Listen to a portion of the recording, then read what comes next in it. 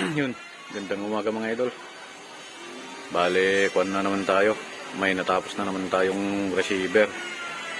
Bale, 6 inches siya mga idol. Ito. Yan. Idol. With con na siya. With regulator. Saka hammer na nakakabit. Yan o. Mga idol.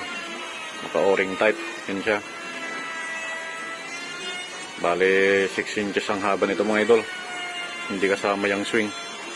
Yan. Yan. Bakal lang yung hammer niya. Hindi stainless. Mga idol oh. Yan mga idol. Bale, sukatin natin. Yan. Yan siya mga idol. 6 inches. Bale, 7 kasama yung gun. Swing.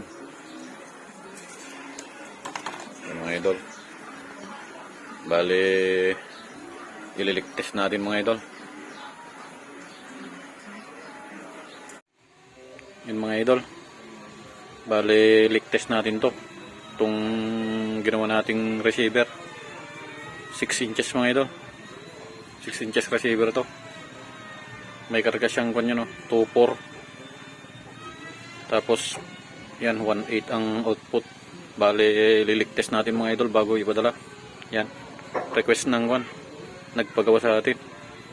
Yan. Bale, lulubog natin dyan mga idol. Makikita natin kung kwan. May leak.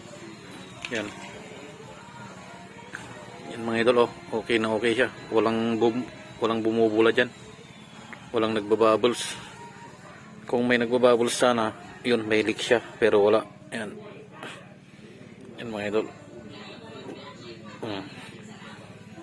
Good na good siya mga idol. Bali, ready for shipping na. Yan na siya. Yan, bali wala siyang leak mga idol. Okay na siya. Bali, papadala natin ngayon. Yan, may kon pala siya. 20mm na rail. Ito siya mga idol. Tapos 16mm yung butas ng barrel. Yan. Yung mga idol. Pwede nang ipadala. Yan. Sa mga gustong mag-order mga idol, PM nyo lang ako. Sa FB page, GCG Airguns.